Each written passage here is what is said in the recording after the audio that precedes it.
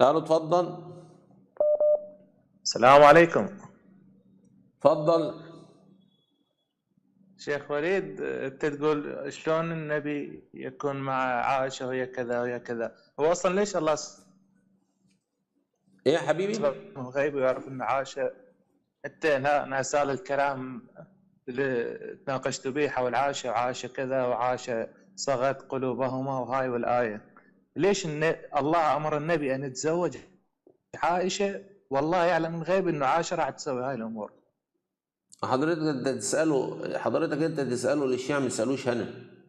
وبعدين عندنا الاحداث تجري على واقعها، تجري على الواقع. وبعدين النبي الله عز وجل لم يزوج النبي صلى الله عليه وسلم امرأة ليست بشريفة كما تدعون، فحاشا لأي نبي أن يتزوج امرأة غير شريفة.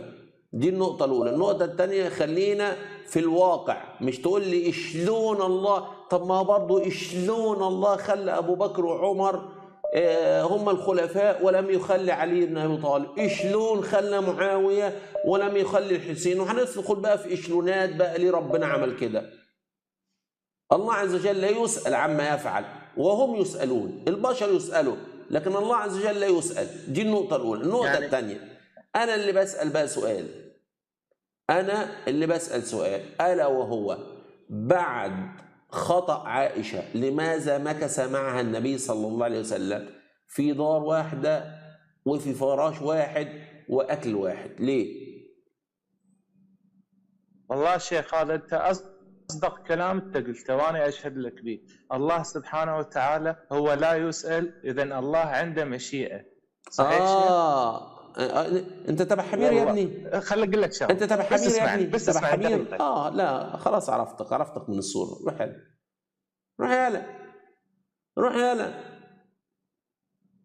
المشيئة بس ما بتجيش الا في ساعة الزنقة. طب ما هي مشيئة الله عز وجل طالما بقى بنسلم بالمشيئة. طب ما هي مشيئة الله ان الحسين يقتل، ليه بتلطموا على الحسين؟ مش مشيئة الله أن الحسين يقتل بهذه الكيفية، فليه بتلطموا اعتراضا على مشيئة الله؟ يعني هم ليه بيعترضوا على مشيئة الله؟ مش الله أراد أن يقتل الحسين هكذا، فلماذا يعترضون على قضاء الله ومشيئة الله؟ قالوا اتفضل. وليد اسماعيل، يرحم والديك خلينا نتكلم، ايش تغلق علي الخط؟ باشا عايز تتكلم اتكلم، بس من غير المشيئة ومن غير بتاع ده، عشان ما ندخلش في حوارات تانية. ما تقولش كل مزنوق واحد يقول لي ماشي المشيئة والله ومش ما عارف ادخل ايه. طب الحوار. ما الحسين قتل بمشيئة الله وبقدر الله، وربنا اللي قال له روح اقتل يا حسين، بتلطموا عليه ليه؟ زين شيخ وليد، انا شلون امنت بالمشيئة؟ راح اضرب لك مثال. بني اسرائيل كانوا يقتلون، وحتى بالقرآن يقول ويقتلون النبيين بغير حق، يقتلون النبيين غير حق، ذلك ما عصوا وكانوا يحتدون. زين ليش الله سبحانه وتعالى ما ترى عيسى يقتل ورفعه إليه؟ تفضل جاوبني. طب ما ايه المشكلة يعني؟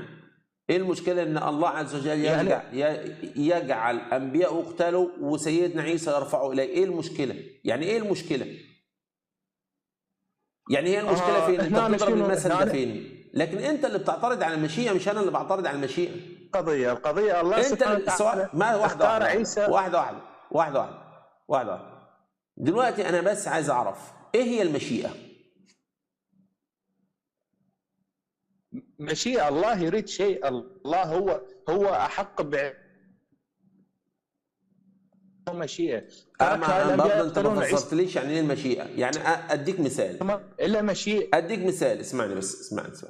انت دلوقتي مسكت سكينة المطبخ قمت جاي ضاربها ببطن مراتك، دي بمشيئة الله ولا ليس بمشيئة الله؟ شيخ صوتك يقطع انت اللي ما عندكش صوت. انت في دلوقتي السؤال. مسكت سكينة المطبخ قمت جاي دببها في بطن مراتك، دي بمشيئة الله ولا مش مشيئة الله؟ لا، هاي مش مشيئة الله. دي مش مشيئة الله.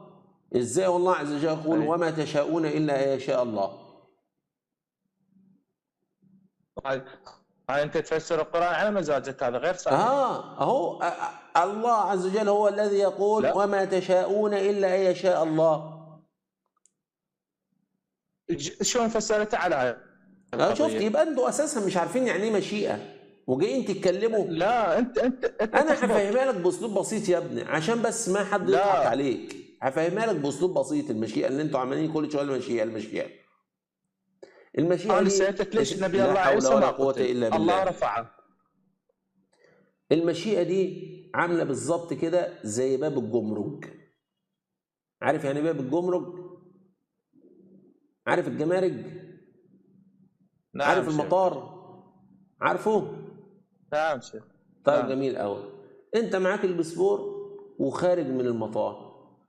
معاك الباسبور اهو ومعاك كل حاجه في ايدك وخارج من المطار. مش هتخرج من المطار الا بمشيئه الله، يعني بمعناه بموافقه الله عز وجل، يعني بختم الله. انت لما تيجي تضرب مراتك كده باي حاجه كده، انت رفعت السكينه، يبقى دي مشيئتك انت. حد باب مطها مشيئتك انت، تمام. لكن ما ينفع السكينه تدخل بطن مراتك الا ان يوافق الله عز وجل عليها. فهمت شيخ والله ما لا، هذا فهمت حاجه. تفسيرك انت، انا ما مجبري. اسمع. روح يا ابني روح، خلاص البرنامج خلص.